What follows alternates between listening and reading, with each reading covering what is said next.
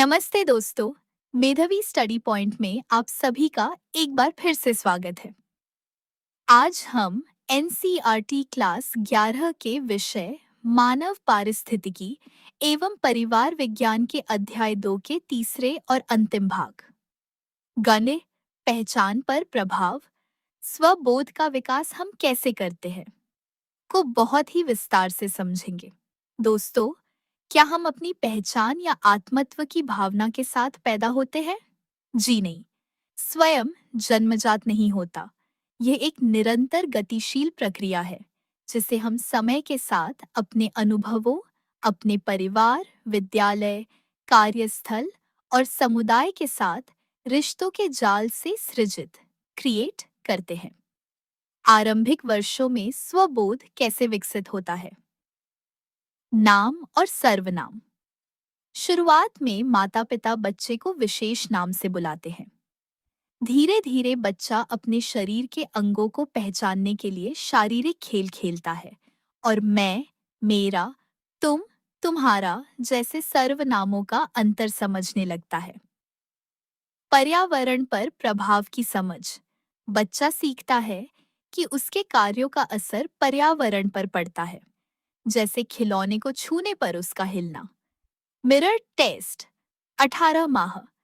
लगभग 18 महीने की उम्र में बच्चा शीशे में दिख रहे प्रतिबिंब को पहचान लेता है और समझता है कि वह कोई दूसरा बच्चा नहीं है। कारण और प्रतिक्रिया। फीडबैक।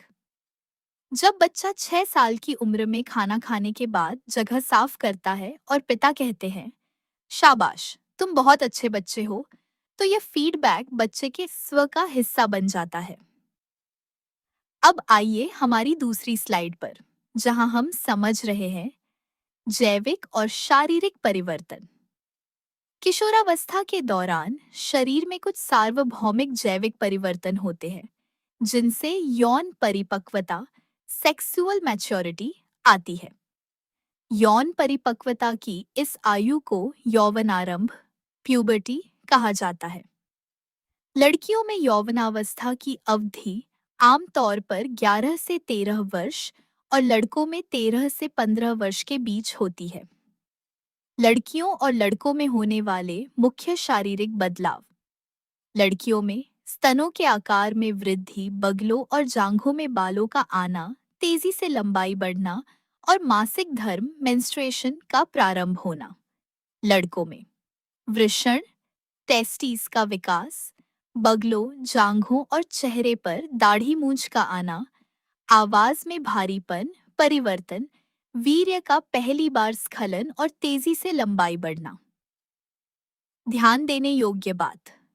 यद्यपि ये शारीरिक परिवर्तन सार्वभौमिक यूनिवर्सल है, लेकिन प्रत्येक किशोर पर इनका मनोवैज्ञानिक और सामाजिक प्रभाव उसकी संस्कृति और माहौल के अनुसार पूरी तरह अलग-अलग होता है। स्क्रीन पर दिख रही तीसरी स्लाइड में हम देख रहे हैं सामाजिक और सांस्कृतिक संदर्भ का प्रभाव। दोस्तों, शारीरिक परिवर्तन भले ही सबके एक जैसे हों, लेकिन समाज और संस्कृति यह तय करती है कि किशोर अपनी पहचान कैसे बनाएगा। एक, लिंग आधारित अंतर, जेंडर डिफरेंसेस।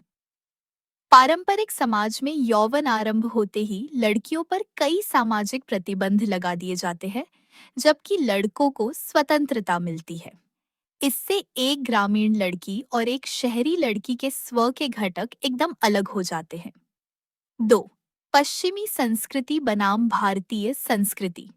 पश्चिमी देशों में, जैसे अमेरिका/ब्रिटेन, किशोरों से पूर्णतः आत्मनिर्भर होने और अलग घर बसाने की अपेक्षा की जाती है। भारतीय संदर्भ में अधिकांश किशोर अपने माता-पिता पर निर्भर रहते हैं। विशेषकर ग्रामीण व जनजातीय क्षेत्रों में किशोर परिवार के पारंपरिक व्यवसायों जैसे बुनाई, कृषि आदि में योगदान देते हैं। वे वयस्क की भूमिका तो निभाते हैं, लेकिन परिवार से अलग नहीं होते। 3. मैं बनाम हम की भावना।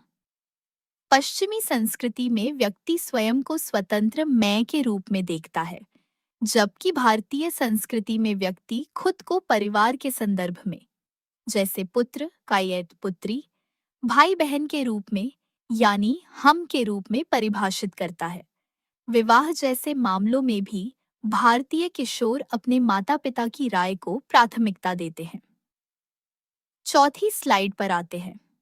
परिवार और मित्र मंडली का प्रभाव। 1. स्नेहमय पालन पोषण, ऑथोरिटेटिव पेरेंटिंग। जिन परिवारों में माता पिता उत्साही और स्नेही होते हैं, बच्चे के प्रयासों की प्रशंसा करते हैं और साथ ही अनुशासन भी बनाए रखते हैं, वहां बच्चों में स्वतंत्रता, उच्च स्वाभिमान और आत्मनिर्भरता का विकास होता है। 2. मित्र मंडली, पीयर ग्रुप का प्रभाव। किशोरावस्था में दोस्तों की स्वीकृति बहुत मायने रखती है। सकारात्मक प्रभाव। दोस्त एक दूसरे का समर्थन करते हैं और आत्मविश्वास बढ़ाते हैं। नकारात्मक प्रभाव। Peer pressure. कई बार दोस्तों के दबाव में किशोर धूम्रपान, ड्रग्स या गलत आचरण में लिप्त हो जाते हैं। 3. संतुलन, वैयक्तिकता बनाम संबंध। एक स्वस्थ पहचान के लिए दो बातें जरूरी हैं। वैयक्तिकता, इंडिविजुअलिटी, यानी अपनी राय बनाने की आजादी, और संबंध, कनेक्टेडनेस, यानी दूसरों की राय का सम्मान करना। 5वीं स्लाइड पर बात करते हैं भावनात्मक परिवर्तन, इमोशनल चेंजेस की। शारीरिक बदलावों के कारण किशोरों में कई भावनात्मक उतार चढ़ाव आते हैं।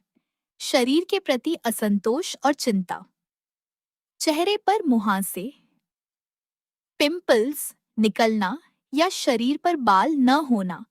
किशोरों को लगता है कि हर कोई उन्हीं को देख रहा है। स्वाभिमान पर प्रभाव। यदि कोई किशोर अपने शारीरिक रूप रंग से असंतुष्ट रहता है, तो वह असुरक्षित महसूस करता है। इसका असर उसकी पढ़ाई और विद्यालयी प्रदर्शन पर पड़ता है और उसका स्वाभिमान, सेल्फ एस्टीम, गिर जाता है। Mood swings. कभी अचानक परिवार और दोस्तों के साथ रहने की इच्छा होना, तो कभी एकदम अकेले रहने का मन करना या अचानक तेज गुस्सा आ जाना। यह सब किशोरावस्था के स्वाभाविक भावनात्मक बदलाव हैं। अब हमारी अंतिम और छठी स्लाइड पर चलते हैं। संज्ञानात्मक परिवर्तन, कॉग्निटिव चेंजेस और निष्कर्ष। अमूर्त सोच, एब्स्ट्रैक्ट थिंकिंग का विकास। बाल्यावस्था में बच्चा केवल वही सोचता है जो वह देखता है, लेकिन किशोरावस्था में वह अमूर्त रूप, हाइपोथेटिकली, से सोचने लगता है। वह अपने कल्पित भविष्य और संभावित जीविकाओं, कैरियर्स के बारे में योजनाएं बना सकता है। मुख्य शब्द, की टर्म्स: यौवनारंभ, प्यूबर्टी, यौवनावस्था, एडोलेसेंस, मासिक धर्म, मेंस्ट्रुएशन, व्यक्तित्व, पर्सनालिटी, मित्र मंडली दबाव, पीयर प्रेशर। तो दोस्तों, इसी के साथ हमारा NCERT क्लास 11 होम साइंस का अध्याय 2, स्वयं को समझना, पूरी तरह समाप्त होता है। मुझे उम्मीद है कि ये तीनों भाग आपके कॉन्सेप्ट्स को क्लियर करने और परीक्षा की तैयारी में बहुत मददगार साबित होंगे। अगर आपको मेधावी स्टडी पॉइंट की यह वीडियो सीरीज पसंद आई हो, तो वीडियो को लाइक करें, दोस्तों के साथ शेयर करें और चैनल को सब्सक्राइब करना न भूलें। मिलते हैं अध्याय 3 में। तब तक के लिए पढ़ते रहिए और सीखते रहिए। धन्यवाद। जय हिंद।